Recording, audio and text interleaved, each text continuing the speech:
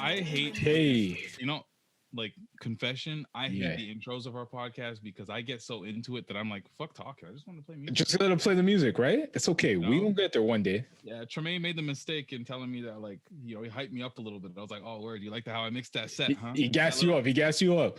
Yeah, he's like, he didn't like Drake's 3-pack, but he liked Shaq's 3-pack. Ooh, okay. Shop like Shaq, okay. No, bro, like I get too hype, and then all of a sudden I gotta bring it back down. And bring it back. Remind us that we got some stuff to talk about. Yeah, that's good.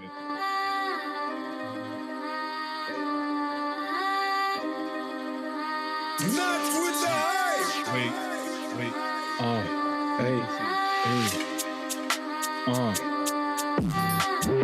Yeah, turn my headphones up. Hey.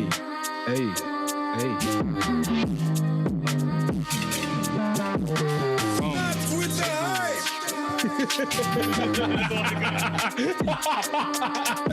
Doo-doo. Hey. I'm crying. I don't know about you. You stay pump fake. You don't even give a That's try. it. Nah, it's a pump fake. I gotta hit him with that hezzy.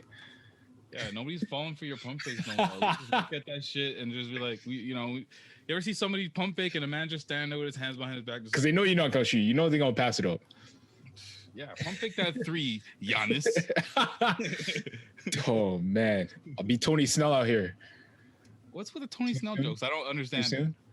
He got the dagger. Crushed the raps on a dagger. Last second, Tony Snell 3. I missed that. I missed the end of it. Yeah. Tony Snell did it? Yeah. The man that looks like he's from the West End?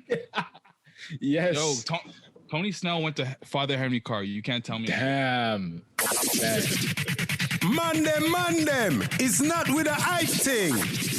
A war. The world general speaking. Yes.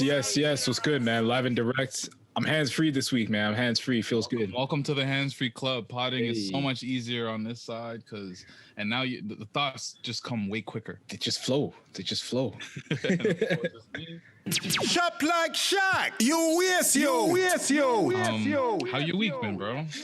Yo, this week feel like it flew by. Because I think I was really just looking forward to the weekend, and it's been a hectic week work-wise, but it's been good, man. Weather was nice. We've hit like double digits, got up to the 20s. Wore some shorts. Bro, was it 20s? Nah, I boost. But like 18, 19, yeah, 17, it was like 17. we got there. Yo, it felt nice, bro. I was like, okay, springtime is coming. I'm not gonna lie, I almost broke up the barbecue. I've been barbecuing in winter storms. I don't know about you. I've been doing the indoor grilling, but I got you. I see you. Outdoor grilling is actually a vibe regardless of the weather. Like if it's cold as fuck and it's like hotter on the barbecue and you sitting there doing it and you got a drink on. Fair. Or a joint, whatever's your preference. Yeah. Or both. You double dipping. Vibration. Jeez. That's how you living, eh? Always, man. Okay. I'm constantly living an LA lifestyle. Doesn't matter what the temperature says. Okay. This man wants to be in LA so bad, man. Take me back to LA where the weather is good. Out of all the songs, that's what you know. Like I'm going back to Cali. Yeah, that would work too. But you went. This man went OC. You should have just sang like the OC theme song. California. Here, I come right back where it started from. California. Yeah. Next pod. That's how we started. That's why we don't sing. next pod, I'm gonna just do a California set. I'm down. Let's do a throwback to. I'm so down, bro. We'll come. Yo, you already dressed like Anderson .Paak anyways last week, so you're halfway there in your Venice vibe. Honestly, Anderson .Paak wishes he had my drip. Like I have, like it's very similar. It's like parallel. Yeah. But like it's like this. It's like if I'm like Usain Bolt. Wow. And then he's like Gatlin. Shots fired. I love it, man. I love it. How's your week though, man? Crazy, man. Crazy. It's been a just wild week. I feel like my life is a series of meetings. Huh. Like Zoom meetings. Yeah. Zoom meetings, calls, Yep. I'm scheduling shit after 5 that has nothing to do with my 9 to 5. Okay. it's just the way and the nature of like how life has to be kind of set up now, that we're doing everything virtually. Facts. Today is for I guess so the media agency that I work with, they took it off because it's in remembrance of, or in reflection of, and realization of the fact that it's 1 year anniversary of working from home. And I'm like, wow, what a reason to not work. Right. I was just like, hold on. What? Y'all took off a week to recognize the fact that we were working from home, or just 1 day? Yeah. Okay. They took off a week. That it was a week. I was a week. I was like, what? Preposterous. What? But that's kind of lit though. I wish. Man. I mean, it makes sense, I guess. I don't know. It doesn't. I mean, I'll take any day. When my last agency was like, hey, in recognition of, hey, I mean, we just learned what Juneteenth was, so here, watch this black video and take it off. Wow, really? I mean, basically, but like not really. Yeah, no, that's blasphemous. That's blasphemous. So, it's been a busy week. I'll say that. Yeah, but like, it's like I said, this is like with what a lot of people has basically been recognizing throughout the week, that this is like a year anniversary of being in the work from home coronavirus world. Cardi called it, man. She called it. Yo, I saw that clip. It came up and it was like 1 year anniversary. She said this. I was like, God damn. Bro, you know what? That was the first time I saw the whole clip, like the actual, because I never saw it. So it took a year. It took a year for me to actually like see the whole thing. Is real. Yeah. I told you. Yo, but you know what's nuts, man, is like I look back at it and legit, I had booked off the Friday before like Ontario went into lockdown. So everyone last year. So yeah, wifey and I were, looking at venues for the wedding or whatever, not knowing that the world would end basically, you know what I mean? So I'm thinking about, I'm like, yeah, last year, this time I'm stressing over wedding venues. I'm not even thinking about the pandemic. And then it wasn't until the NBA shut down. And that's when I was like, oh, shit, this is real. Like, so it's not a game. Let's talk about that for a second. So, I mean, I saw they brought up the Rudy Gobert clip again, which is hilarious because it's etched in history. Yep. Like 30, 40, 50, 100 years from now. We'll go back to that moment. Like, I think 100 years from now, people will not know Rudy Gobert for that ridiculous max contract that he signed that he's not going to live up to. No, they're going to remember him for the fact that he was the dude that touched all the mics and caught coronavirus and stopped the world. Yep. So where were you when you found out that the world was over? And by that I mean the NBA. Because to me and to most people, even like non-basketball fans, I think that was every kind of realization, like, holy fuck, this is real. Yeah, that was the moment. I think it was like a Wednesday night, if I'm not mistaken. And I remember Wednesday. Yeah.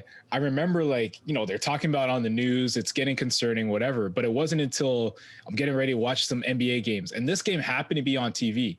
I think it was nationally televised, if I'm not mistaken. But yeah, I remember it being one of the only few games on a Wednesday night, and I was at home and getting the alerts like, this game's not happening. Like, they are taking players off the court. Players are going back to the locker rooms. There was a delay, right? There was a delay, yeah. I think one game had started, or they were thinking of starting a game or whatever. And I was like, wait, what? And then you hear that it's coronavirus, and my thoughts were like, but the Raptors, they just played Utah. What does this mean? Are the Raptors infected? They're here in Toronto. Yeah. Is the virus here in Toronto? Like, that's when my mind just started racing. I remember that. And like, I think they like had the Raptors in isolation because they had just played. Yeah. So my mind was like, oh man, this is not like a far away thing. This is a real life in the city where we live. This is happening right now. So I remember freaking out and like messaging my manager. I sent her a text. I'm like, yo, like the NBA shut down, places are closed. Do I have, like, are we coming into work? Basically, Patrick is like, can I get a damn day off? Yo, legit. I was like, because I remember, like I said, I booked a day off. I booked a Friday off. So I'm messaging her. I'm like, I'm just going to work from home. I hope you're okay with that, but like it seems like this is going to be like a long-term thing. So I'm just letting you know, for my own safety, I don't feel comfortable coming in. And she's like, well, let's just see what the announcement is. And then boom, it was like the next day, So Doug Ford's out there. Man, shutting it down. I remember like people just not knowing what they should do. Yeah. And, like me as like a person that doesn't want to ever like appear as like, yo, I'm trying to take the easy way out, aka like give me the free days off. I want to go work from home, and like the old way of perceiving what work from home was, which is like, oh yeah, you working from home, you ain't doing nothing. So I remember people were starting to like work from home and make that decision on the Thursday, I think it was. Thursday, yeah. And then like on that Thursday, I think our like somebody from our leadership, maybe like president of that company came by, and she was just like, her approach was just like, listen, we're fine, everything's fine. Basically, wash your hands. Wow. It aged poorly. Wow. The next day after that, I think like her like information was limited. For sure. I'll give her that. For sure. So the next day, it was more so like, okay, guys, if you want to work from home, take your laptops, and because like things weren't certain yet, but they were just telling everybody, take your laptops home every day just in case, and bring if you need 2 screens and all that, just make sure you just go and do that now. So people were doing that on the Thursday in the afternoon after we heard that. That's early. Wow. Okay. And then the Friday, you know me, I showed up. I was like, what up? Because Shaq puts in that time. I put in the time, and the other like 15 people were like, wagwan. We had like maybe 25% of the agency there. Yeah. And a weird day. And it was also a Friday. And so like with things going on with coronavirus, nobody knew what was happening. A lot of people not there. We kind of like, we went to the bar, I think after work. Wow. Because we were kind of like uncertain of what's happening. Yeah. That bar trip led to let's go turn up at a homie's condo. Why not? And Shaq was outside the last day. That's the last day. Okay. And the way I saw it, like I'm like, listen, if this is what it is, if this is the end, I'm gonna go out tonight. You're going out swinging. Yeah, I'm going out tonight. Yeah. If it's not, I'm gonna see these guys on Monday. We'll see. I like that approach. My brother didn't like that. Of course. Malik hit me up, and he was like, he hit me up throughout the night. He was like messaging me, being like, "Yo, what are you doing?" Wow. And because like this at this time, zero information, but everybody's just like reacting in their own way. Yeah. It wasn't commonplace to have masks everywhere. I could still dine indoors anywhere. Like the world did not stop yet. So I went out and I had one last hurrah basically before locking it in for the next how many months it was after that. Yeah, it's crazy. My last venture was that same weekend. We went for brunch and like went to what's the place in Liberty Village? School. Yeah. So we went. Great spot. I had never been. This was my first time going. So we made a day of it. We went for brunch, did some stuff downtown, not knowing that was going to be the last time in forever, really, that we could do stuff like that. You know what I mean? Things kind of opened back up in the summer, but we didn't venture back out, right? Just didn't feel safe. So that was really the last time out, was like going for brunch and like something normal that like you typically do. I didn't think anything of it. I was just like, this is brunch. This is cool, whatever. I could do something else like next weekend. Nah. That was it. And like, imagine, like, just remember all, like, shout out to all the March babies, man. Yo, honestly, I feel so bad for you guys. Like my boy who I worked with, like had a birthday like that same following week. Yeah. No, like if like I had my birthday in November and it was my 30th and it was nothing much. Yeah. Aside from the fact that like thankfully I got to spend that in LA with my girl, that was great. Yeah. But it wasn't anything other than like, you know, the Facebook messages that were great and all that, but it wasn't like a 30th the way that I would have liked to. For sure. I don't think anyone's had any milestones the way they wanted to. Exactly. And like, There's I remember thinking about this, like, so it was March, and early on we didn't know anything, but people are like, oh yeah, this will only be a couple weeks, like we'll only be like this lockdown quarantine, couple weeks, this will blow over. So I remember being optimistic and thinking, yo, as long as I'm outside by my birthday, I don't really care. Like, I'll take this quarantine now. It's whatever.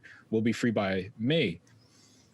I'm like, yo, it's April, still locked down. We're coming to May. I'm like, yo, I spent my birthday legit in quarantine. You couldn't do anything. And now a year later, I'm like, am I going to spend my 30th in a lockdown situation? I didn't think I would. I was like, right? Yeah, by November, that shit going to be gone. And then I'm going to go outside. Yeah. It's nuts, man. It's surreal. And like, just think about it this way, man. I think about all the stuff that like we didn't know back then. You talked about the mask wearing. That was a huge thing, Do we wear masks? Anti-maskers. Then it was the gloves. I remember shopping with gloves. I used to go to the grocery store with like people didn't know how to go to the grocery store. You didn't know how to shop. Yeah, you didn't know what to do. You know what I mean? It's like, yo, we've come a long way though. I will say, like, we've come a long way, but we still got a way to go, man. So like it's been a year. And yeah, we mentioned like the COVID, like how the information. I mean, there's still a shit ton of it's still very confusing. There's still a lot of there's still a lack of information, I guess, or clarity. I'd say lack of clarity. But as far as personally and personal growth and like who you are as a person a year later with COVID as like the asterisk in this whole year span. Do you feel like you've completely, like you're not the same person you were last March? Do you feel that way? Because I feel like a lot of people feel that way, and that's how I feel. Like they're the same person? I'm not the same person. Oh, okay, yeah. I think for me personally, like, I don't know who I am anymore. I feel I'm not gonna lie. Like there's been a lot of change for me in the past year. And did COVID bring upon this existential crisis? I think so, man, because in the beginning you had a lot of time, you weren't doing anything, you work. Let's be honest. What most people do on their 9 to 5 or whatever you do was at a pause for a little bit last year. Right. So it really gave people some time to think like, what do I really want to do? What am I going to go after? So same thing happened with me. And I think for myself, like I changed roles. I got involved in some of the social justice movements that were happening. We began to pod more. We started taking this to another level. So for me, it was like my interests are changing, and I feel like it's changing who I am. Like I became more active in more of an activist role, more like about like trying to use my voice for a purpose. You know what I mean? So I think for me, that's where it changed. And I still don't know where I sit. I'm still trying to learn that, but I know that I want to use my voice to activate and cultivate change. Yeah. If that makes any sense. I agree. And I think that a lot of people will agree with you and they'll say, you know what? Yeah, I think that happened to me too, because like things happened aside from just like the virus. There was like the George Floyd murder. Yeah. There was the Ahmaud Arbery murder, and all these things kind of happened and like bubbled up with us all being locked down. Yep. Forced to kind of like really reflect. I think I'm not sure if that's what it was, because like nobody was outside partying and doing all the distractions that we were used to having. Now it was like, yo, this is what's happening. And then in your life, there's not really much happening at all. Exactly. So it's like you either act or you don't. And I remember that time period vividly, because it's like it was a moment where like I started looking at people who I thought was like friends, or at least like, people that I was friendly with differently. I remember unfollowing a bunch of people because I was like, I thought you was down. I thought you was an ally. I feel like at this point there's a line in the sand that has been drawn, and if you're not going to be on my side, that's not enough. I can't have you teetering both sides or just not on mine. Exactly. So I don't fuck with you no more. So that time was very pivotal, and I feel like the majority, like a lot of people, became activists, quote unquote, in their own right. No, definitely. I think you had to pick a side. And, we had the US election, which figured into a lot of what happened around the world. Yeah. We had so many things bubbling over, and it was like, people reached a point where it was like, yo, like, what am I fighting for? What is my fight? Am I either going to be one of those people who's really gung-ho about coronavirus and that's where my attention is? Am I caring about social justice? Am I caring about political issues? Everyone had something that they were really trying to spearhead, you know? Yeah. And yeah, I think it forced a lot of people to be uncomfortable. So yeah, exactly. Yeah. There's a lot of uncomfortable conversations had. I remember there was a day, and I mean, I remember back, you felt similarly to how I felt, where it was just like hard to work through this shit. Yeah. And like I had to take a day. Yep. Well, there was one day where I was like, I felt guilty about taking the day, so I didn't, and I just went through it. And then the next day, I was like, I can't just keep going. Yeah. I'm gonna hit up my manager and be like, yo, this is just what it is right now. I can't.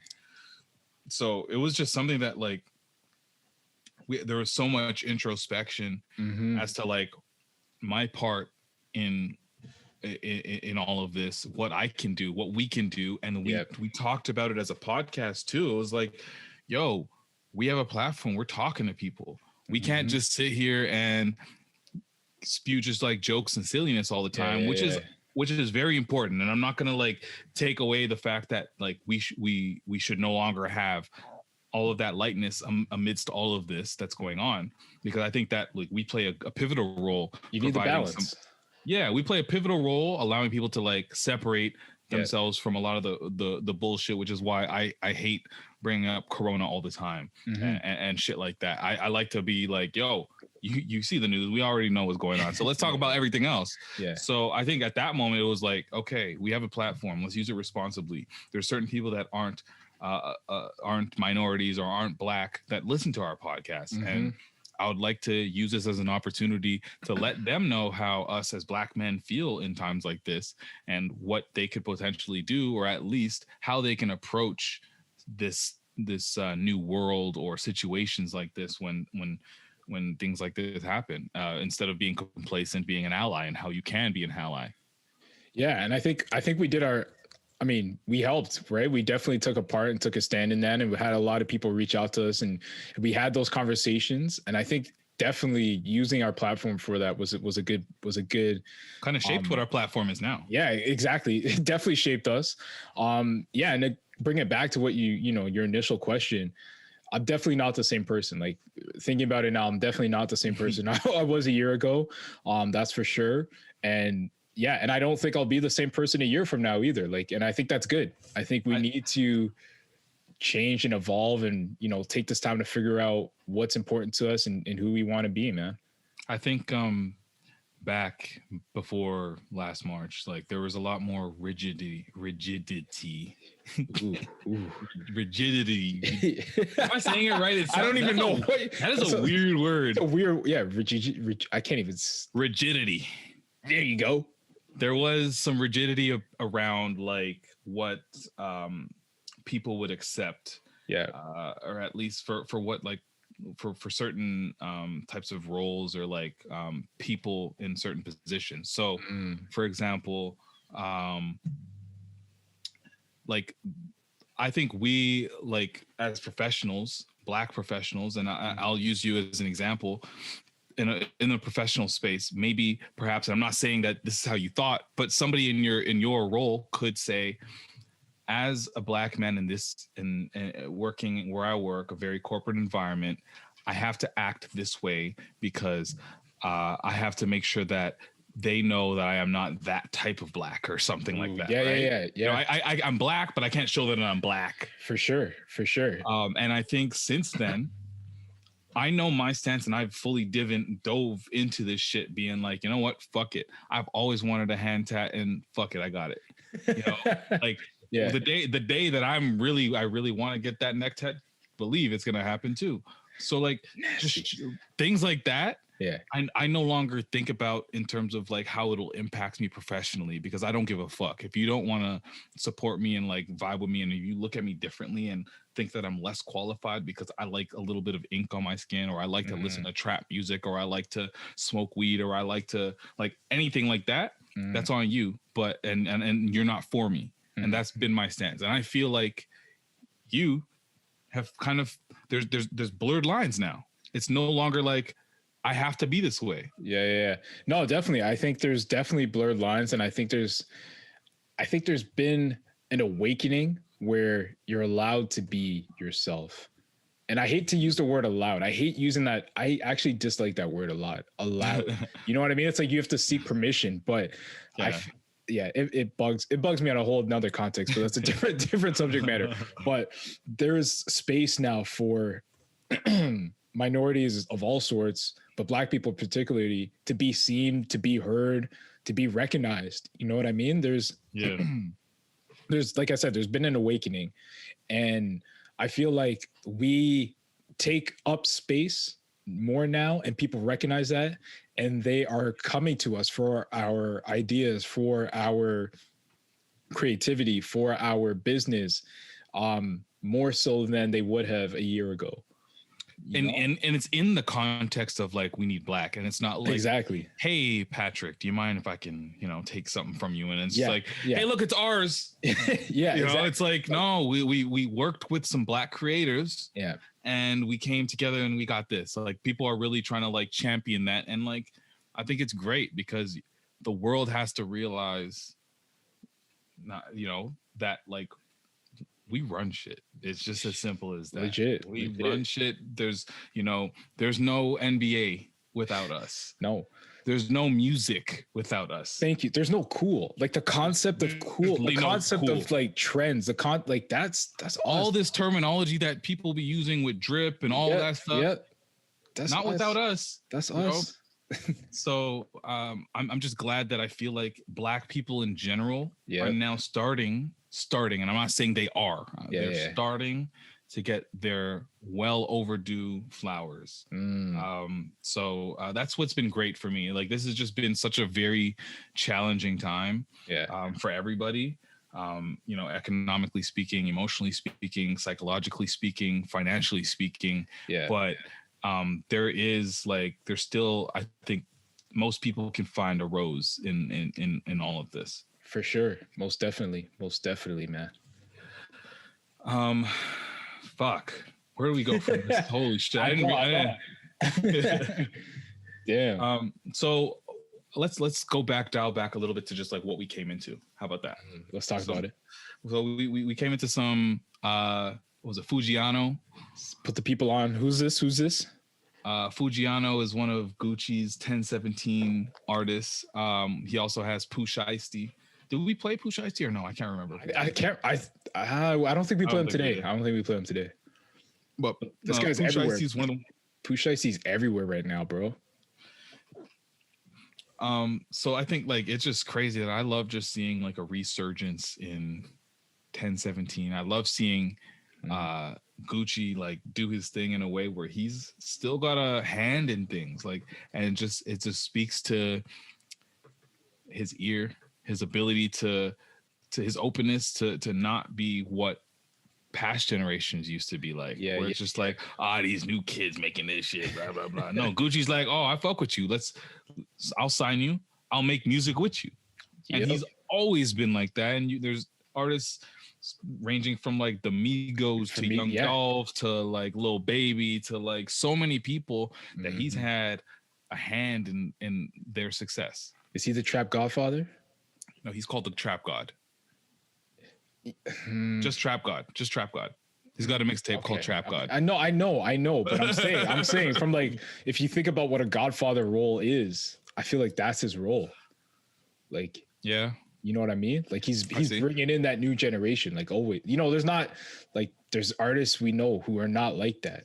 Yeah, and that's why I think that, like, I told you this before we started recording, but like I'm pretty sure like this is like part of his exit strategy. It has to be. The way that he's slowly, because like he was, when he was in jail, nobody in the world has made as much music as he did, put out as much music as he did. Vibes Cartel. Okay, fine. I know, fair, I know fair. you're talking trap though. I know you're talking like rap. No, but fair. Yeah. I think in comparison, the only other person that can compare is Vibes Cartel. Yeah. And I'm not sure. I got to look into who did more, but like they're there. They're doing their thing that way in jail. So he came out and he was still putting out music consistently. And now he's at the point where I think he slowed down. Mm-hmm. He's dropping features on all these artists that he's signing to position himself in a way to like slowly just be like, I'm an executive.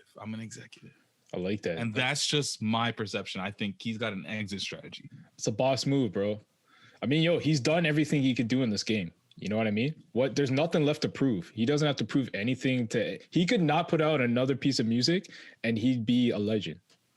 What's crazy is that he ended up actually having a partnership with Gucci and he didn't get sued by him. Imagine. That's nuts. I'm not rocking Gucci though. I don't support Gucci at all, but I know I lost my Gucci wallet at school a couple years back. How funny is that? But they're doing some stuff, man. 1017, they're doing some stuff right. I like where they're going. Where they're going. I have a question to do with Gucci though, and I sent this, and I meant to make this a topic last week, but we got into way too much bullshit. Yeah. Have this. I saw some pictures come out of like Gucci and his wife. What's her name again? I don't even remember. Keisha Kaur. Something like that. Something like that. It's Keisha for sure. So Keisha Kaur. So they stepped out in Atlanta as one does in Atlanta because way outside with it. I like that. They outside. So yeah, I saw some pictures of them stepping out of a car and she was wearing nothing. It looked like that. So she was wearing a dress, I think it was, and it was like see-through. Like you can see nipples. Everything. Nothing was really left for imagination. I'm pretty sure she turned around. I'm sure you probably would have seen crack. Who knows? Yep. So I saw that, and she's kind of been known in situations like this, she's been known to kind of dress a little bit risque. Yeah, she's very revealing, and like me as a man who is, I feel like I'm reasonably jealous. Okay. Reasonably territorial. For sure. You know, because I don't want to say that I'm not a jealous type. Nah. That's a lie. Everyone's a jealous type. Yeah, exactly. I'm reasonably. Yeah. You know what I mean? So I just can't imagine stepping out with my girl and like you can see everything. And the thing is the pictures also had like Gucci's homies in there. So I was just like, that's fucking inappropriate, I think. So I don't know. You tell me. Are you stepping out with your queen, flaunting her stuff? And hold on before I leave and let you answer. I'm pretty sure. Not pretty sure. I just feel like she might just feel good about having the body that she does, which she should feel for sure. Love your body, yeah. Especially considering that she just had a baby, like for sure 2 seconds ago. Yeah. So I don't know. What are your thoughts about stepping out with your wifey where she's just bearing all for the mandem to pre? I like that you say that stuff about celebrate your body, love your body, and then throw it to me. I appreciate that. Throw me under the bus. But no. It's for you to answer and me to ask the question. That's what I love about this podcast dynamic. I can never say anything to cancel us. But I can. You say something to cancel us, and I'll be like, Patrick is a lone wolf. Not with the hype. It's currently searching for a new co-host. Hey, if we get to a point where I get canceled, we're doing something. But no, I think this comes up to a topic that I had before. Is like I want to talk about with you. I think humans, we're naturally possessive people, and I know I definitely am. So I am not trying to step out with my girl wearing nothing or wearing something that leaves nothing to the imagination. You know what I mean? And I wouldn't want to be out like that anyways. You know what I mean? Like that's not a good look. I don't think it's classy, and I don't think it's a good look, especially around the homies. Like, yo, and I know how men think. Like, no, like my homies don't need to see that. They don't need to be seeing that. Yeah, it's not like I'm worried that like all of a sudden you're gonna be cheating on me and shit like that. I just don't think that like those thoughts need to run across anybody's mind. Like, oh my God, look at her nipples, and now I know everything. Like, nobody needs to see it. No. Let them imagine. Let them think. They don't need to see everything. That's all I'm saying. That's all I feel. I don't know. Yeah, but I feel that way about like, I'm gonna take it there. I feel that way about the IG models and the IG things. Like, tell me about it. We don't need all that, bro. Like, leave something. And I feel like that's where, like, we talked about this before, but I feel like that's where our society's gone, where there's nothing left anymore. Like, everything is just out there in the open for you. You don't need to have an imagination. Like, you want to see a pair of breasts, just scroll on Instagram. You want to see a body, just scroll on Instagram. Like everything is just there in the open. Like let people imagine. Let people think about that. So what's too much for Patrick Dennis Jr. at the 5th? This guy used a whole govy. I hate this man. Davies, I hate this man. are you in there? But no, like, again, love your body. That's cool. But you don't need to be showing every crevice of it. Men or women, it doesn't matter. Like, you don't need to be. So no crevices, just curves. Just curves. Curvilicious. Hold on, let me write that down for the episode. No crevices, just curves. There you go. No, but like, am I wrong? Am I wrong though? Like, what's your thoughts on this? Okay, here's the thing. I think it needs to be a balance for sure between like leaving shit up for imagination and not like just showing people like what it is, because it takes something that is definitely sacred, and should be something that is not for general public.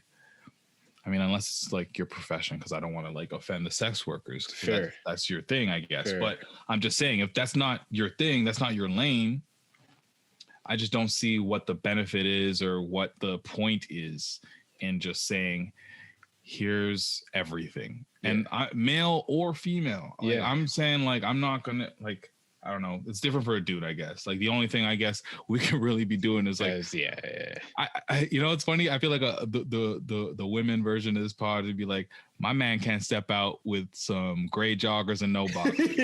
This is fucked up. You can't be wearing those Nike joggers. Not that tech fleece with no boxers.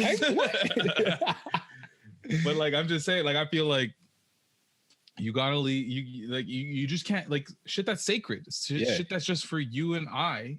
Just don't be privy to the world. Don't make it free out there.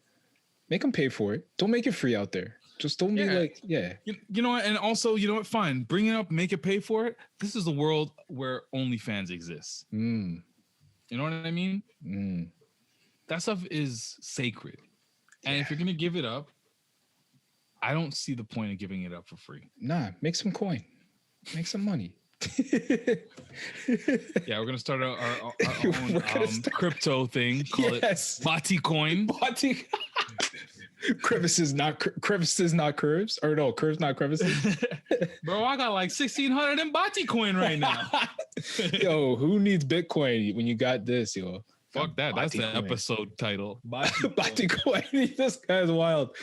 Oh man. Let's talk about some of that right now. And I meant to talk about Bati? it because no, not Bati, but the coin. Okay. Not necessarily Bitcoin, but I want to talk about what did Tremaine call it last week? Top Shotta. NBA Top Shottas. NBA Top Shottas. Yo, please educate me on this because I'm still lost. And for the real ones that know Shottas, that they knew that sound. They knew that sound, yeah. So NBA Top Shot. If you don't know, shot or top shot? Top Shot. Shot, like jump shot. Hey, NBA Top Shot is the latest craze right now as far as like crypto, and there's crypto everything. There's crypto art right now that Malik is going in and he's selling some of his pieces. But Top Shot, NBA Top Shot is this website where imagine NBA trading cards. Back in the day, you get yourself like I don't know, a Zion Williams rookie card. Ooh. Shit like that. So instead of that, they're actually just moments. So you can purchase a highlight. It's like my first one that I purchased was a Pascal Siakam layup.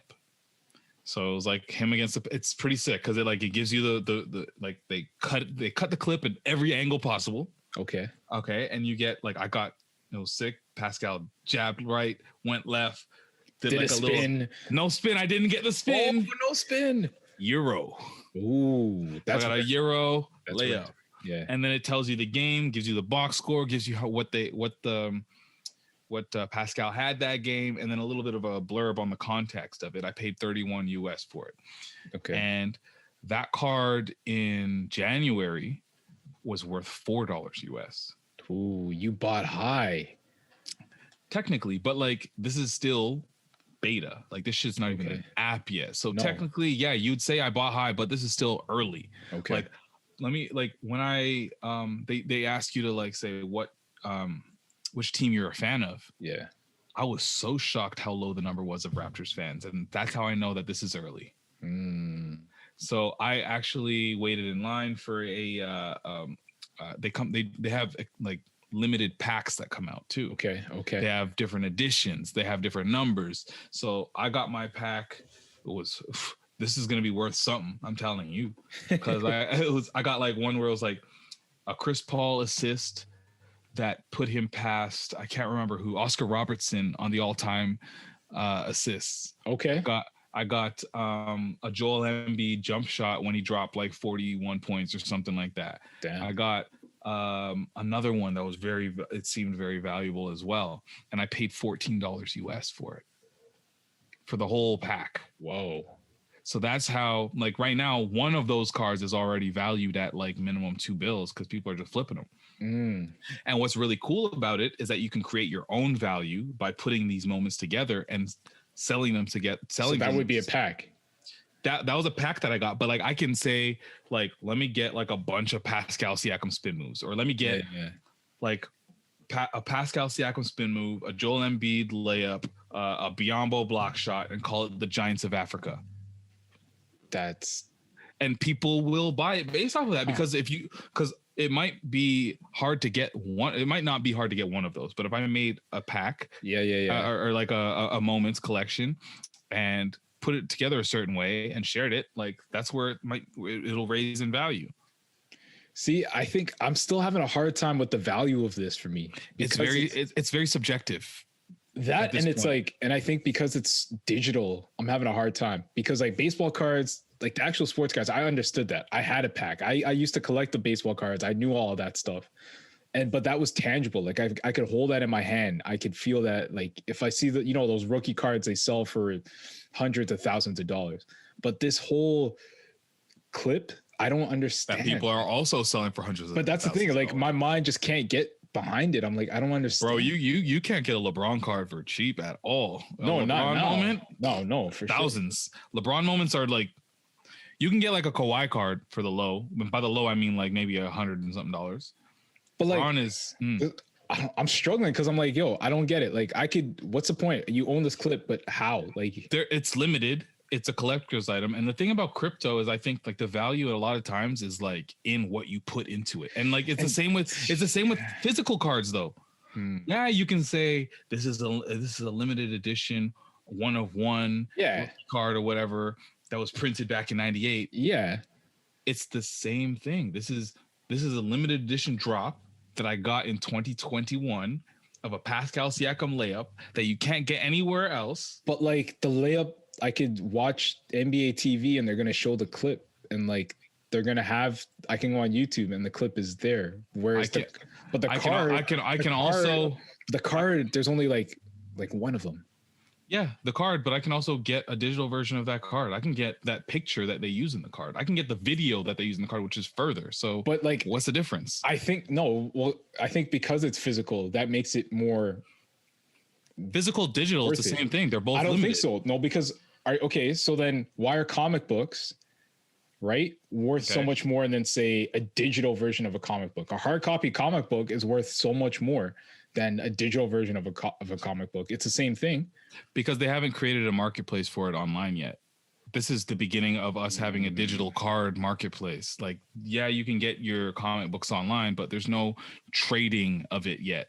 You know what I mean? There's no versioning of it the same way that Top Shot is doing it. So I think this, like, when people are asking me questions like this, it's just the very beginning. Nobody has all the answers yet.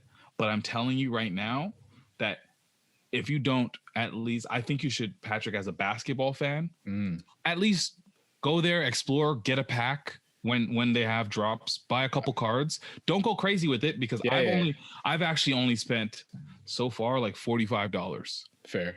I know that my $45 is like, that's nothing because what they're actually worth even right now in its infancy stages is more than that. So I'm just saying, if you're trying to get something to invest in and something that's like that you enjoy. Like that's what I'm taking it like at. That's fair. I'm taking That's it as fair. instead of just saying, oh, I'm gonna like play the stock market or I'm gonna go and invest in certain cryptocurrencies. Yeah. I understand basketball. Right. I love basketball. Yeah. So I'm gonna go and do it over there. Okay. So that's the way I'm seeing it. We'll see if this thing takes off, man. I feel like you said it's the early stages, it's the infancy. You need to see what it's like when they have a drop because they have like a live stream at the same I tried to time. get in. I couldn't get in. Oh, did you create an account? No, I couldn't even create an account. It told me like they're not accepting any more people at this time or something like that. So look now when they're like not right when they have a drop. Okay. Don't do it then because that's when they're definitely going to shut it down. Yeah. But right now, since there's no drops happening, take a look at the site and log in and set it up. And it's super weird, man. Cause like I log in through my Gmail. Yeah. I don't have that's it. I just put my Gmail thing and I'm in and I don't have a password or nothing. It's crypto's a different world, man. I'm just still learning. I'm just scratching the surface of it. I mean, I know some people who have made coin off of Bitcoin already. Like they made bank off of that. So yeah, I know somebody that made 20K off a Top Shot. What? So yeah.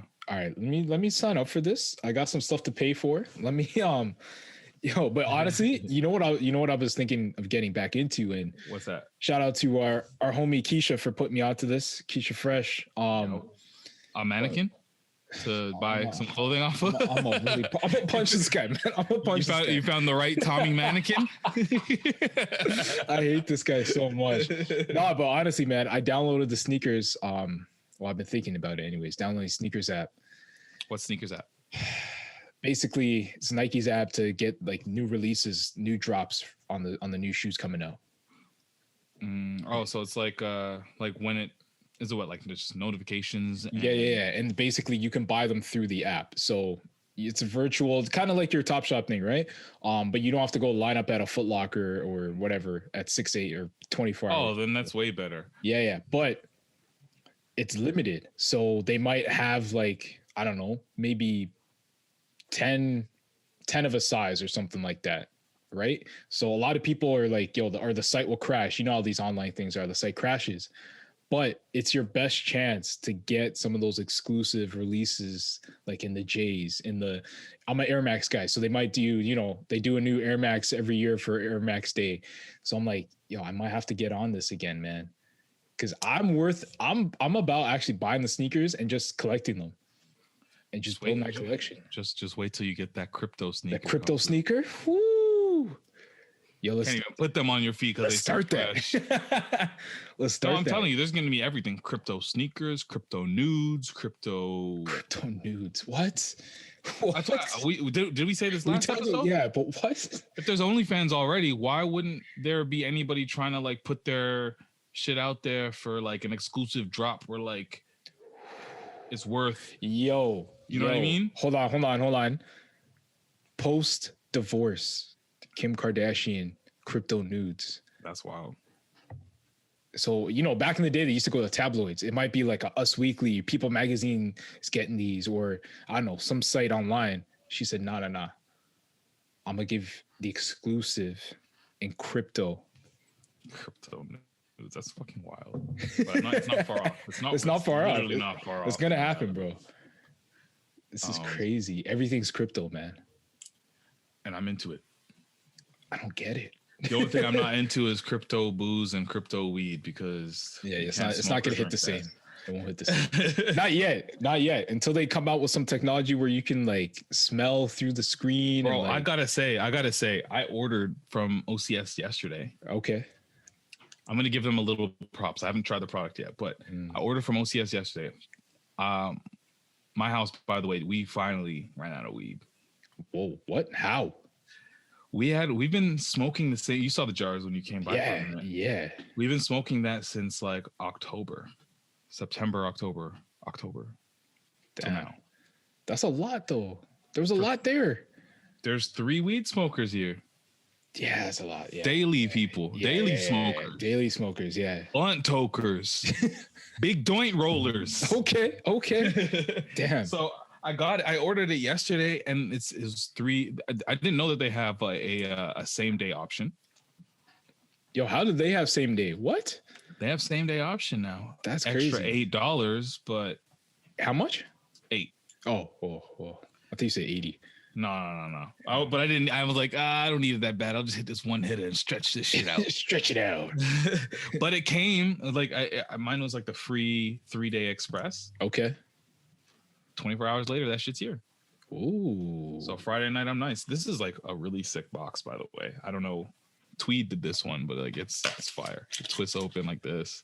Does it come through like Canada Post or is it like special postman? Canada Post, and they have to ID you, make sure you're mandem. You're legit. Yeah. And so I was just really happy that I got my weed for the weekend because I thought I was gonna have to stretch that shit for a minute. So after this pod is done, a big blunt will be rolled. Just letting y'all know. Isn't that the end of every pod? Isn't that what happens?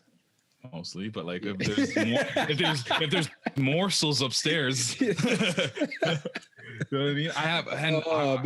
I have a bunch of weed that I set aside for Coco though. Like I'm just like, let her try this. You know, she hasn't tried the Skittles. Kush.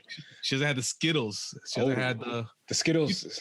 You know about the Skittles. I know about the Skittles. Tastes good, huh? It's good. Might do that again. If it gets the Patrick stamp of approval, there you go. Oh, exposed. Okay. I think I got something to talk about. I got a clip. I got a couple. Yeah. We got some things, man. Do we want to talk about? Let's talk about Father John. Father John. Papa John. Yo, the Papa John memes have been killing me all week. I don't think I've seen these. No. None? Do you even know what happened with Papa? No. What do you do now? Okay. I'm not even going to preface it. Just listen to this clip. It's 52 minutes, 52 seconds. Oh. But it's worth it. It's worth it. All right. Listen. Take me back to a few years ago when you start to see these This is him headlines. talking about being blackballed, by the way, because he was, he came out that he was racist or something like that. So listen to this clip. Yeah, here we go. Coming out and smearing your good name. How did you feel at the time when you were seeing these headlines? State of shock. Unbelievable. I couldn't understand it. I mean, again, you have a public board that paints its chairman complicit, passive, or active. They paint the founder as a racist. They know he's not a racist. It's just unbelievable. And I used to lay in bed just going, how did they do this? And we've had 3 goals for the last 20 months to get rid of this N-word in my vocabulary and dictionary and everything else because it's just not true. Figure out how they did this. What? He's been working on how to get rid of the N-word from his vocabulary in the past 20 months. I mean, he's working hard. Do we commend this man for the efforts that he is going to rid himself of this N-word from the vocabulary of his, because he is definitely not a racist. Because he's working hard. He's working hard to rid himself from the word. So the people on YouTube will see this, but I'm so confused right now. My expressions were just like, what? I'm so happy you didn't see that clip or hear it first. So hold on. He said he's not racist. He can't understand why people would say he's racist, but for 20 months he's been trying to get the N-word out of his vocabulary. You fucking right. But he's not. Okay, I'm gonna need this guy to go sit down with Piers Morgan and Sharon Osbourne. All the 3 of them can go on their own racist island and go chill over there for a while. We don't need them over here. We don't need Papa John. So yeah, is Papa John racist? Hell yeah. But we knew this, didn't we? We did. I can't remember. It was like, oh, he said nigga and some shit. Like we heard in a recording. Yeah. And then, which confused me because I don't know if this is true. I'll have to fact check this, but whatever. We're not news, so whatever. Isn't Shaquille O'Neal doing work with him? Isn't he he's a investor? He used to do like some pop. I don't know. He's involved in Papa John's. He's involved in a lot, but like, that's why I was like, is this true? Is this real? Would Shaq get involved with? But money talks, so maybe he would. I don't know, man. Papa John's International announced on March 22nd that Hall of Famer Shaquille O'Neal will be joining Papa John's as a member of the company's board of directors and investors. So that sounds a lot about, and this is this is 2019, so a year before, like last year when they said. Okay, so before he was trying to get the N-word out of his vocabulary. Yeah. So this is when he was just spewing it out, you know. Daily. So there's no way that the Shaq brand could coexist with Papa John. It's nigga brand. So he definitely was pushed out. They're like, it's kind of just fucked because he is Papa John. Is Papa John, yeah. Isn't he the dude in the commercials? Used to be. He's not in the commercials no more. Well, yeah, not anymore. He was, he used to be, but and I've had their pizza. It's pretty good, but it's not bad. Yeah, it doesn't taste like racism, so that's why they had to get rid of him. Because hold on. What does racism taste like? If racism was a flavor or food, yeah, it would be mayonnaise, sour mayonnaise. Ooh, so it would be both bland and sour, and just it would definitely be between two carbs. Also bland carbs. So Wonder Bread. I was about to say it's got to be Wonder Bread. It would be basically racism is sandwiched in between two pieces of Wonder Bread, and it is sour. So it's tart mayonnaise between two Wonder Bread slices. Yeah, like if you're a black person, you know, like in the back of your the sides of your jaw, you know, like when you have something and like when and it starts when it's like tingling or whatever. If you're a black person eating racism, that's what it feels. That's what it. Okay. I'm glad we got a flavor to this. But the memes were what was killing me about Papa John. Man, I gotta see them. I gotta look those up. Bro, there was a good one. Hold on, let me find one. I'm gonna play the clip. Let me see if I can find it.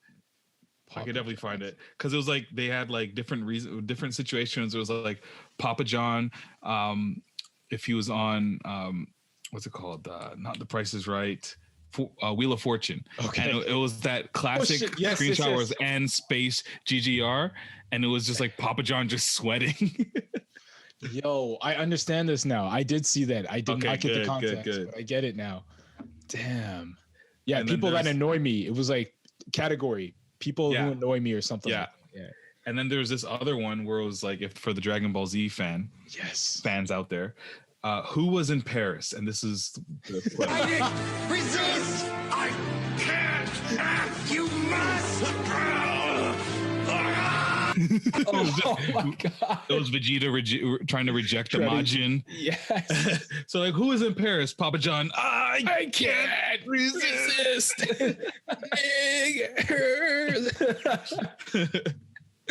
Oh man, there's so much racism this week. Yeah, there's more. The Queen, the whole stuff with the monarchy. Okay, what do you think about it? Because I'm gonna say, before we say anything about this, I don't give a fuck about any of this. Like, who gives a fuck about this? Like, why is anybody shocked that they're racist?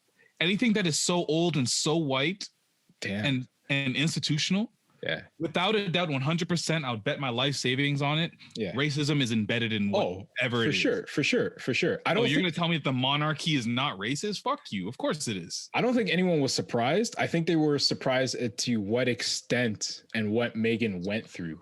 So what was surprising? Tell me. I don't know. So the fact that like they asked her about, or not her, but they asked Harry, well, what's the skin color gonna look like? The fact that it was something like that, they came out and asked that. That's someone not in the surprising. family. They're white and they don't know shit and they're racist. So they would ask that question. Fair. If they didn't say fuck that nigger, they're gonna ask that question. Yeah. I honestly, I'm with you. I expected this from them. I knew it all along, but it's still like, man, it still catches you. You wish that you're wrong, is what I think it is. We knew it, but I think we all wanted to give them just one last benefit of the doubt. Who? Just society. Why do we care?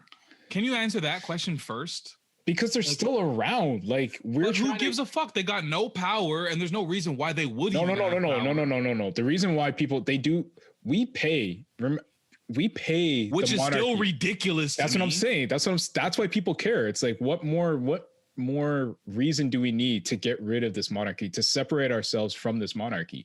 Fuck, I think I found the hill I'm gonna die on. I think I found it. What's that? I got a petition to end this whole fucking monarchy family. Let these people I'm struggle telling and, you. like, earn their real keep. Right? Like, these guys haven't earned their keep in centuries, if not ever.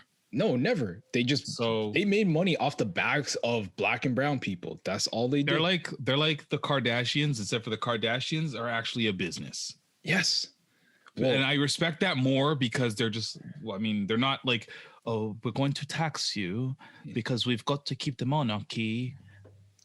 You know, the queen eats her caviar or whatever they eat. I don't know. Fuck all of them, man. Yeah, I don't give a fuck about them. I don't care about it. I think I'm very sad for the shit that Meghan Markle has to go through. That's what I mean. Yeah. I know that that's shit that she knew that she would have to face, unfortunately, because I guess she loves who she loves, and it's horrible that those are the conversations that she has to face. But fuck the royal family, fuck monarchy.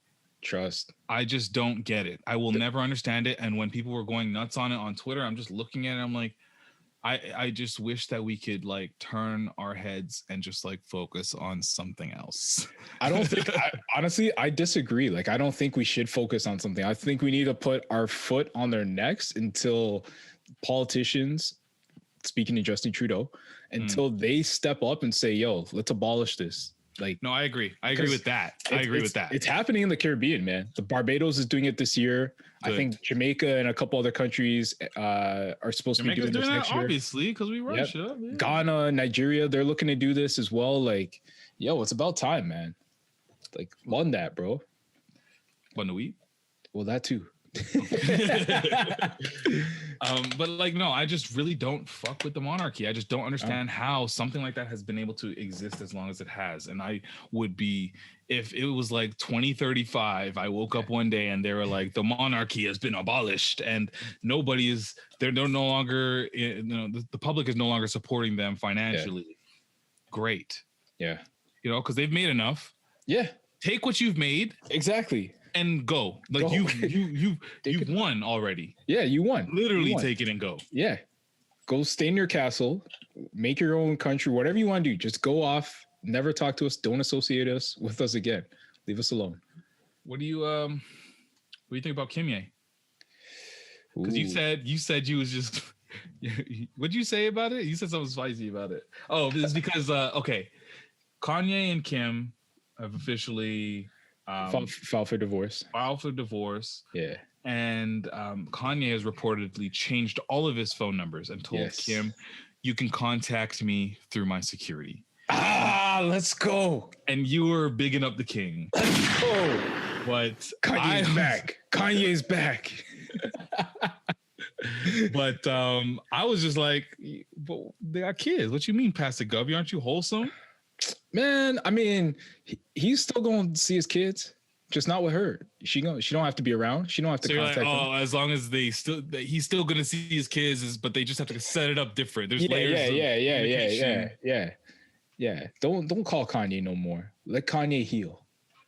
Let him heal. Do you think that's what this is? He's just like, you know, he's like his mental health state was just kind of too much for Kim, and it just got to a certain point where we're just like they're just like, okay, this can no longer be a union. Because I know that aside from mental health, a lot of the stuff that he was doing is kind of like erratic. For sure. Not necessarily aligned with like maybe what Kim was about or wanted to do, but she kind of just had to ride for the sake of that's her husband. So what do you think? Yeah, no, from like all jokes aside, I really think that like I can't imagine being in her shoes or his shoes. You know, you're with someone who's seriously dealing with some mental health issues and has said he's bipolar and doesn't take medication for it and stuff. So I can't imagine what that's like. So yeah, if she feels that she has reached a breaking point, then I mean, who am I to criticize her for that if that's what it is? You know what I mean? But yeah, I hope that he does get to heal. I mean that sincerely. Like, I hope he does get the help that he needs and he can come back to the Kanye that we all know and I'm not gonna say love, but the Kanye that we all know and like listening to. You just still saying I need the old Kanye. I point it out all the time, bro. I point it out all the time, man. College dropout right there, man. I'm not letting that go. It's still there. I don't know. Like, I've never had the love for Kanye that you have. That's fair. And a lot of people have had. So like, I just kind of look at it from more of like I don't know if it's objective. I just know I don't look at it from the Kanye big fan perspective. And I'm just like, it was surprising to even see that they lasted as long as they did, considering his behavior and just like, you know, and I'm not saying he's wrong or right or whatever, because there's a lot of things that he's saying and I'm like, motherfucker, spitting. Yeah. But like, it's just hard for me to imagine that she would be there through and through. So we'll see what happens. I don't want to be like that pod that just be like, you know, talking about the gossipy. Because I also want to talk about the fact that J-Lo and A-Rod they're done. Oh, but we not gossipy. No, but I want to talk about it from the perspective of the fact that like, I just thought it was nasty the way I heard the news. You know, I told you that I was listening to it on the radio, and whoever the guy was on the radio was just kind of like, boys, rejoice. J-Lo's back. She's back on the market. She's back. Yeah, she's back on the market. I am so happy, guys. You guys should be happy. I'm just so excited. Like, yo, to me, I'm like, I don't know about you, but like when I'm going through a breakup, that's just not sweet. And I could be the one that said I'm done, and it's shit's still not sweet. So imagine you're J-Lo, and shit's just not sweet.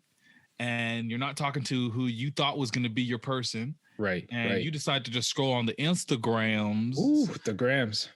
And all you're seeing is people with the eye emojis. And like, I'm sure her DM is flooded with a bunch of strangers. A bunch of rappers. Everybody just being like, yo, I'm here. You need a shoulder to cry on. I thought it wasn't even just A-Rod. What's his name? Jose Canseco has already shot his shot. Okay, but they got long-standing beef, man. A-Rod and Jose do not like each other. Jose Canseco just snitched it because he finished. Yo, I was called it, man. But honestly, bro, I think like I don't feel bad for them. I don't feel bad whatsoever, man. Like they change relationships like they change draws. So I ain't concerned, bro. They both hop from person to person. So the fact that they lasted 2 years, I'm surprised. I would applaud them for lasting as long as they did. Man, they were just at the inauguration together. It was so beautiful. Oh shoot, that's true. That's true. They were but the thing that's weird, and this is a larger topic, not even just celebrity, but like when you're so public with your relationship, with your that breakup happens, and that breakup happens. Yeah. How do you treat that? How do you cleanse? How do you scrub away that past? I'll tell you how you do. You delete all the photos off your social media. It never happened. It didn't happen. It didn't occur. What ex? And they were engaged too. That's a crazy thing. They were engaged for 2 years. And she was out there saying men aren't shit until they're 33 or some shit like that. They're not valuable until they're like she is that. Yeah. I mean, some stuff just doesn't age as well when people are like, oh, so shit was bad at home for you too, huh? You know what I mean? Honestly though, man, like that's why I don't feel bad. I don't feel bad for them at all. Yeah, whatever. I don't feel like talking more. Do you want to talk about political correctness and shit? All right, let's talk about it. Because I've heard that first it started off with me was the Mr. Potato Head. Oh my gosh. So Mr. Potato Head apparently is now being rebranded as like potato person or something. I don't fucking know. No, like I think that's what it is actually. Shut the fuck up. A genderless potato. Genderless potato, yeah. It's gender neutral. Yeah, so let's start with Mr. Potato Head because there's a few other cartoon characters that we're going to get into. Oh, man. Mr. Potato Head, I think that's weird and I don't like it at all. I don't see the point because there was a Mr. and there was a Mrs. Exactly. But I don't know. Sometimes people look back and they're like, wait a second. In the early 2000s, they had Toy Story, right? And there was a Mr. and a Mrs. Potato Head, but they never mentioned the non-binary Potato Head and the trans Potato Head. And we got to have a spectrum of potato heads and cancel everything that happened in the past with those gender specific potato heads to make sure we either include all possible potato heads or no potato heads, or maybe just a generic potato head. Just Potatoes aren't even people. They're not people. It's a damn vegetable that grows in the ground. Leave me alone. Is it a person? I mean, a vegetable? Yeah, isn't it? Potatoes are. I don't know. It's a root vegetable. Whatever. It's something that you eat. It's not real. It's fictional. It's a cartoon. Like, let's stop this. This is crazy. This cancel culture, and like, this needs to stop, bro. This is too much. It's too much. Like, if we're really going back, how far back are we gonna go? Like, everything is getting scrubbed. Everything is getting gone. There wasn't even anything like. You tell me if I'm wrong, but I don't think that there was any like dialogue, any scenes, or anything necessarily incorrect or what's it called? Inappropriate with Mr. Potato Head at all. I don't think so. Man. They were just a happy Mr. and Mrs. Potato Head. Just a happy couple that they're like, nah. I feel like they were based on the Jeffersons, but I could be wrong. I don't know. What the fuck? Why do you feel like that? I don't know. I just feel like why do you feel like that? Is it because the relationship dynamic is the I think same? so. There's like, yeah. I'm pretty sure they're That's based. funny. That's funny. Someone's gonna tell me if I'm right. I think I'm right. Okay, what about what do you think about the cancellation of Pepe Le Pew? Okay. They think that he basically was what, like it's rape culture. Rape culture, yeah. That's yeah. So is that the term? I don't know, but I mean, he was flirtatious. Came on a little strong. His game was a little strong, you know. He was yeah. He was out there. He was out there. I think Dave Chappelle actually pointed this out in a few stand-up specials, but yeah, I don't know though. It's cartoon. And I think this is all like in light of the fact that Space Jam is just coming. Exactly. So I get it. Don't put him in Space Jam, but do you need to go back and be like, yeah, we're gonna scrub this character from everything he was in and doesn't exist? No. And I mean, I understand Pepe a little bit more because it was just like, I mean, what woman wants to be chased and kissed like by some dude unwillingly, for sure. Yeah, you don't want that. You don't want that. But I think I just don't agree with the wiping from history thing. I understand Disney has their horrible flaws in the past. For sure. So what I do appreciate about like Disney Plus is the what they have, the disclaimer that they put up. Yeah. I want to see if I can find it, but I love I love that they put the disclaimer because it kind of just it brings it up and it's like, listen, we was wrong. We didn't know. We didn't know better. The Times was a situation where people were allowing certain types of behavior to happen as like, you know, something that was normal, but we no longer are that. Yeah. Here, let me. Oh, here it is. So I think this is with so this is Disney. They said this program includes negative depictions and mistreatment of people or cultures. These stereotypes were wrong then and are wrong now.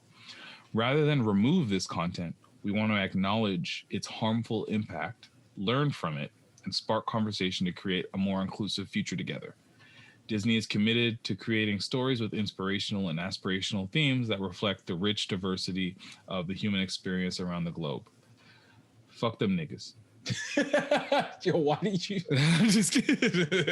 I just had to ruin it. But like, I mean, I'm not gonna say that Disney has their shit together. No.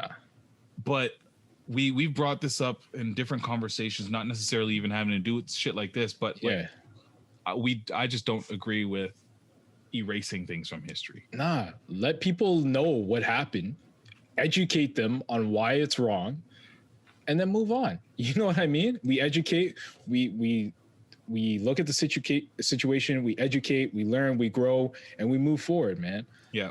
You know, erasing something from the past doesn't mean it didn't happen. Yeah, exactly. And I love that they let that disclaimer rock for like 10 seconds. Yeah. So it says your video will start and it has a countdown. So it's like, it's up here. You can't just skip right past this. Yeah. We're acknowledging that shit's bad. So even if you had no idea, so even for those clueless white folk that just be watching shit just to watch shit and be like, oh, this is my favorite Disney or whatever. Yeah. this disclaimer's there. So now before they watch it, they're like, oh fuck, really? So now that they say, oh fuck, really, they're gonna watch it and be like, oh shit, this is fucked up. Hold on, let's take this a step further. Okay. Because you know how kids are. Little kids are they're inquisitive. They want to know. So you're watching Saturday night, family night, you're watching a movie with your kids. Your kids see this. They might not understand what it is. They might just say, hey, mom, dad, what's that? That forces you to have a conversation about this now. You know what I mean? That forces the family to have a conversation. And I'm not saying like there's always, you can have a conversation geared towards the level of your child, the age of your child, to have that age appropriate conversation with your kid.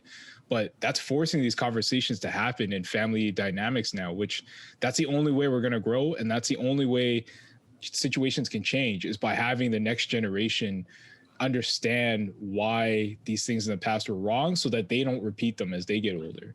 And this goes back to like our conversation about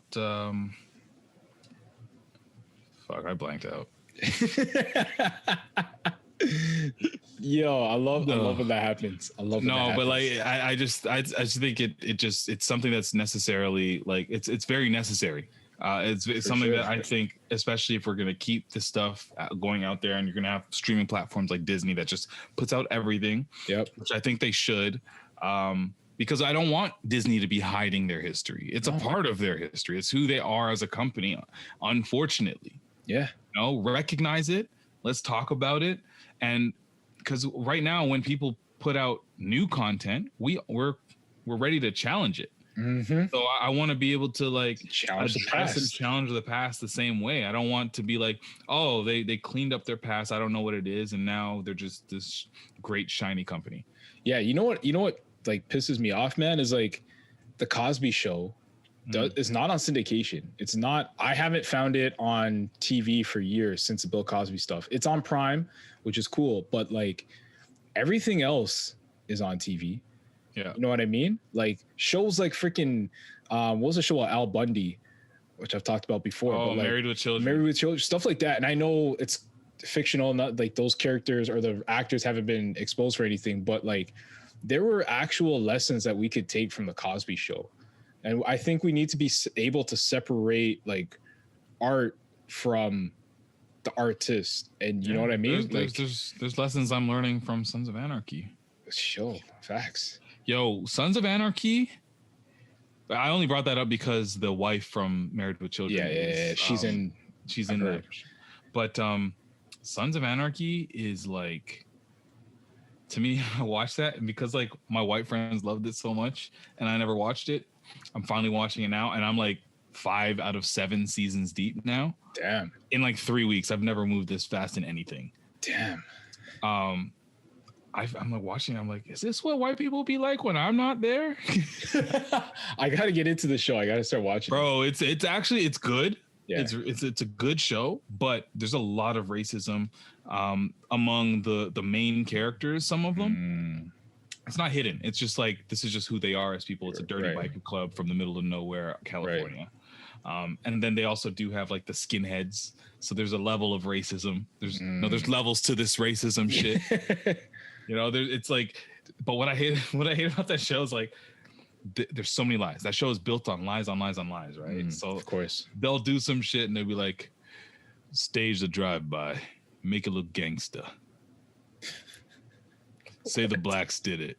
Wow. Yeah, they'll be like, oh, make it black or brown. Like they'll be talking like just straight. But that's just kind of how things are divided in that world. That's fair. But it is like really kind of fucked up and interesting and weird to like observe. And that's where I was like, this is a situation where I'm like, authenticity or political correctness? What do we go for?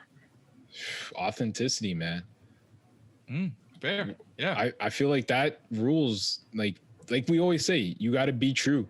People will see through the BS, bro. Like, regardless of the medium, regardless of what it is, you got to be authentic or people are going to see through it. So, you know what I mean? Yeah, exactly. Yeah. What do I got here? Where do we want to take this? I feel like there's a lot we could go through. If you have anything spicy. Ah, man. You know what we should talk about, man? We haven't talked about it in a while, but it could top off another topic that we want to talk about with internships. Unpaid internships? Yeah. Yeah, I think there was I don't know who it was, but there was a tweet that got pretty popular, I think it was a couple weeks ago. Where it was somebody basically speaking to the fact that she was surprised that somebody was offended or at least not like openly receptive to the fact that she offered an unpaid internship, and she would have jumped at that possibility, that she jumped at that situation years ago back when she was coming up, and she doesn't understand why people wouldn't feel the same way when, even though it's not paid, it's a huge step in your career type shit, blah blah blah. And then somebody else raised a valid point where they were like, it depends on your status. Like, to me, if it's like food on the table or internship that could help me out for my future, I'm sorry, but I got to put food on the table. So I'm going to end up working at a grocery store or whatever my minimum wage job might be at the time, fresh out of school. So it's just a very valuable conversation when it comes, like, I think it's, we when we were coming up, that was commonplace. That was it, man. You had to do it. There were very few people I know that got a paid internship. Yeah. Like there were very few, and like we fought for those if you could find them. You know what I mean? But majority of us unpaid. I did unpaid for 6 months. Like, dang. I had to work 2 jobs and do this unpaid internship because for that reason it was unpaid. I had bills to pay. You know what I mean? Like, yeah, I wouldn't have chosen that path if,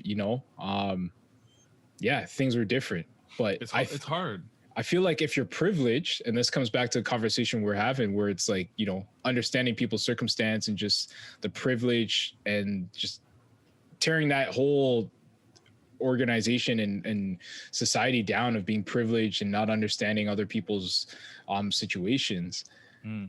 Those are the people who can do those unpaid internships. You know what I mean? If you have mommy and daddy taking care of you and paying for stuff for you, cool. You could do that unpaid internship. But for the rest of us, it's not for everyone, man. I got to make things happen. I got to, get paid. Yeah, got rent to pay for. I got the rest of school to pay. Like, it doesn't work, man. Which is funny because that's all, like, I think I read that tweet and I was like, all I smell is privilege. This is nasty. Honestly, right? Yeah, man. Yeah, I think about it and I say that, and I say to say that I don't regret the experience I got from that internship. Absolutely. But I feel like I could have got that same experience if they paid me a little coin. And if you pay me a little coin, guess what? I go a little harder. Exactly. I definitely go a little harder. Exactly. You know what I mean? So, yeah, I think that's just something that want to highlight there. Make sure you treat the youth well. Yeah, and there's like a difference. Like sometimes, like to get to where you want to do, some like collaborating with people might be unpaid. Yeah. And like the expectations are a whole lot different from an unpaid internship, because the unpaid internship is like, yo, this is your full-time job. Right. We need you here at 8:30, 9 a.m. ready to go, versus like that, that unpaid opportunity where you're collaborating with other creators to bring something to life is different, because they're not having that same level of expectation, and they're allowing that flexibility for you to, do what you still got to do. And that oftentimes that opportunity only comes from, I have friends and we're all like-minded and we're doing it ourselves. Yeah.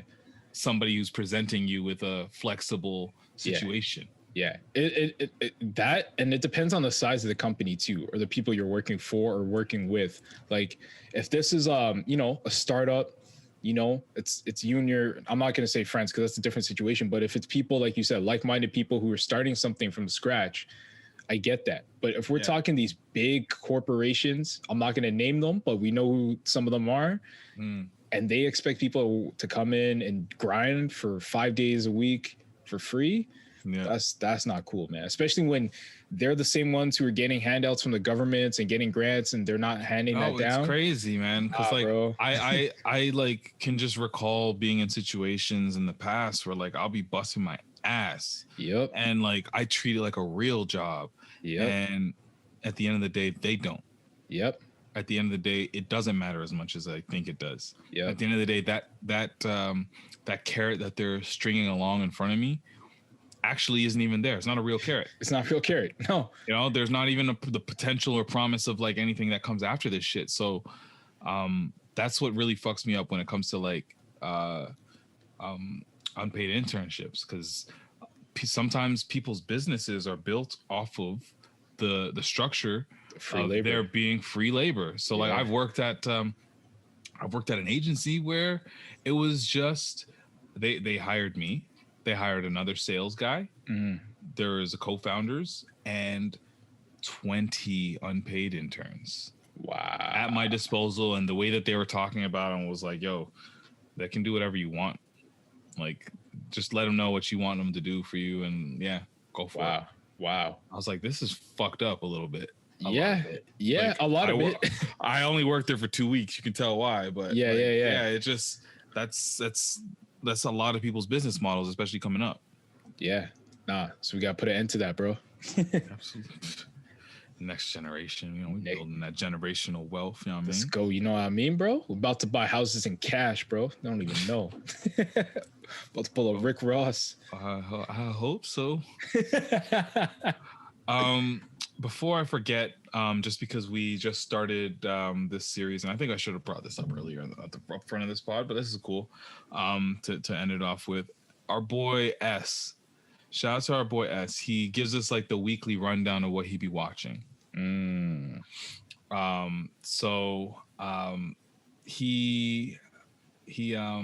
let us know that this past week he's been watching WandaVision and Judas and the Black Messiah. Yep. Have you watched both in its entirety? Yes, I have. Okay, let's start with WandaVision. Let's go. This is the end of the pod, so I'm going to say spoiler alert, and I'm going to give you 3 seconds. Spoiler alert. What'd you think of how that shit ended? Can I give you my initial thought and then my thought after? Go for it. Initial thought, I was cheesed. I was like, what the hell? This is mid. This is not what I expected. They led me astray. You've been bamboozled. I told you. Took your attention. Yep. You called it. Hostage. You called it. But then I had some time to reflect. I had some time to calm down. And I still feel that way. I still feel that way. Yeah, exactly. I was upset. I was upset, man. I was upset. I expected more from that ending. There was a lot of fan theories that were out there about cameos, about what was going to happen, and none of it happened. Homeboy was something boner. Yeah, he's a freaking boner.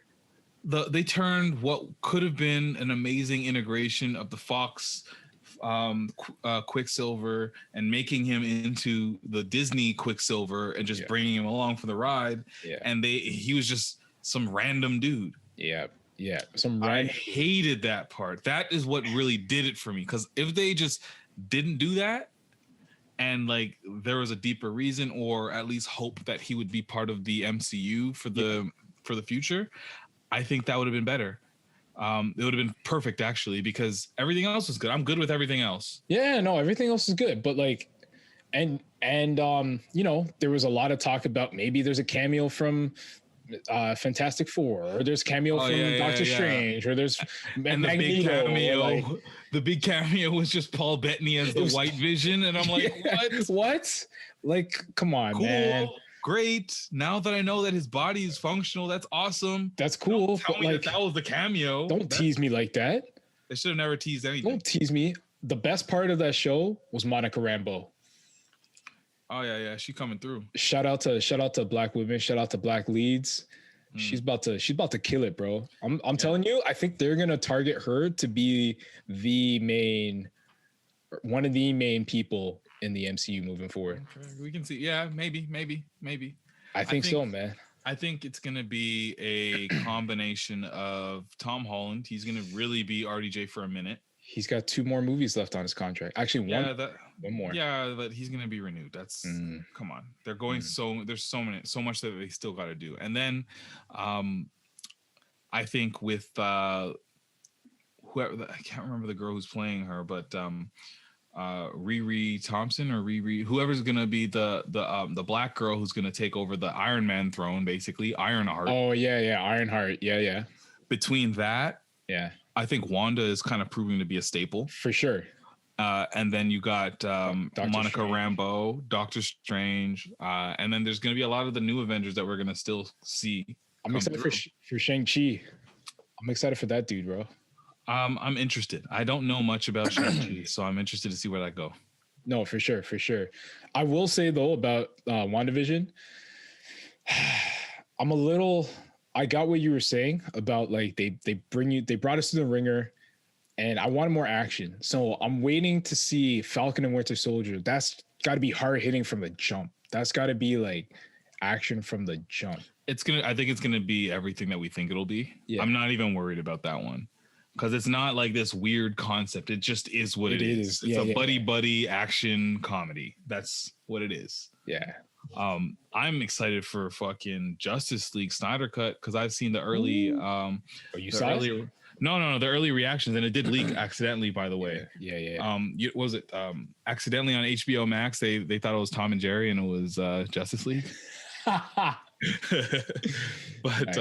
And the memes were hilarious because it was like Tom and like the mouse in a Superman outfit in like the like the Justice League, like very symbolic artistic Superman pose or whatever. Nice. But I have high hopes for that. It's like a 4 hour and change movie, and the initial reactions are great, and people are basically already calling for the Snyder Cut verse to exist. Wow. Because they've released the scripts for what's supposed to be Justice League 2 and 3. So we know what the plan is. Yo, can we talk about how like Warner Brothers messed that up? They dropped the ball, but like I think some of it was circumstantial. With Zack Snyder's wife, daughter passing away. Yeah. That's big. And that with that happening, the Snyder Cut never happens. Joss Whedon comes and shits on this project. Exactly. And then now we're like, oh shit, this is a horrible universe. And then all of a sudden we're like, you know what? We never actually saw what Snyder did. There's a lot of footage that we didn't see. Yeah. And then they reshot stuff. And now this thing is a giant beast of a project. It's huge. So you can't tell me that something like that with Batman, Superman, Flash, Aquaman, Joker, Deathstroke, Darkseid, Steppenwolf, Wonder Woman, Green Lantern, Lex Luthor. Wait, Green Lantern's in it? Or are you just naming all the characters? No. These are people that are going to be in the movie. What? That's what I'm saying. The scale of this project is ridiculous. So you're going to watch this. Your mind is going to be blown. They have the movie that we saw with a lot of holes being filled. Yeah. But then they also have a lot of what they tease with like the time travel and going to the future and stuff like that. Okay. Yeah. So you get to see what kind of happens in that situation. And it's like, yo, the potential is disgusting for what they could do with this. Holy. So, and then the Flash is still going to come out with Ben Affleck's Batman, as well as what's his name is Batman, Michael Keaton. So like that, there's still going to be other movies within this universe that come out. So you can't tell me that if this movie is as big of a hit as I think it's going to be, and as people are already saying, that the fans aren't going to petition and make this happen. Yo, I don't know though, because they're moving differently. Like they already have a Batman movie coming out with Robert Pattinson. They already got like standalone that shit. Just standalone. I know, but that's what they're doing. Everything is standalone, right? So I just feel like it causes confusion though. You have this universe happening here, and then you're gonna have these alternate. I mean, in the 90s, we had a few Batman, so it's not crazy. We had the Val Kilmer, we had the Michael Keaton, and George Clooney. So let's not talk about George Clooney. Let's not. That was the first Batman movie I ever saw. So that's my childhood Batman.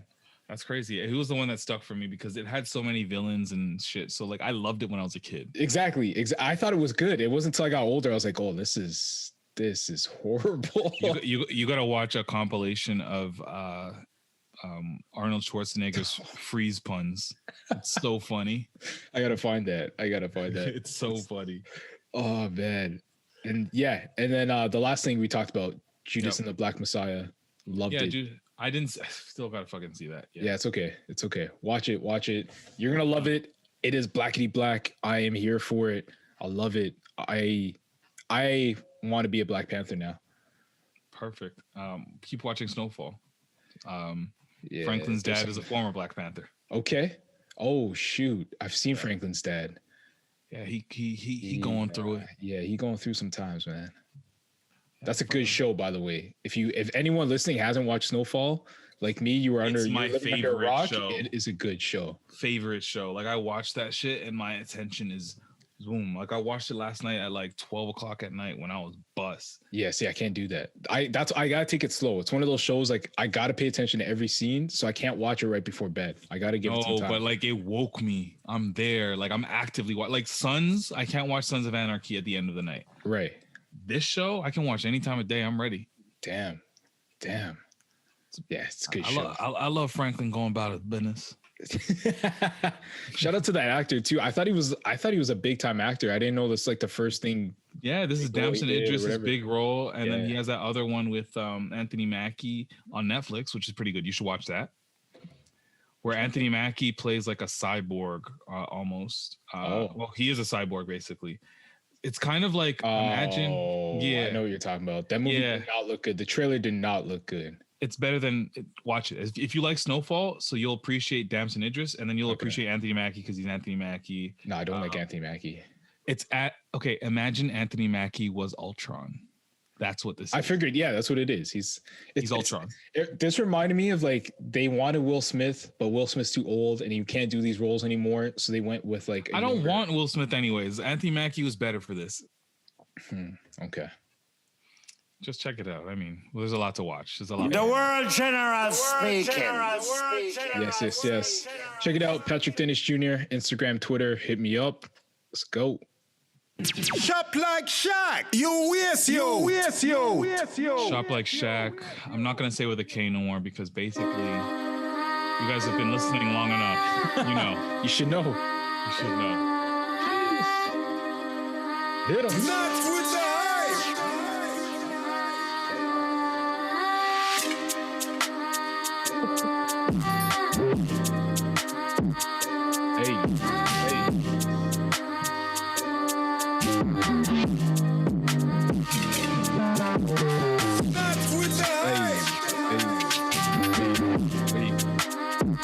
Hold on. Let me shake some. Let me drop a little beat. Let me give you a taste of the tea. Let me drop a little beat. Hey.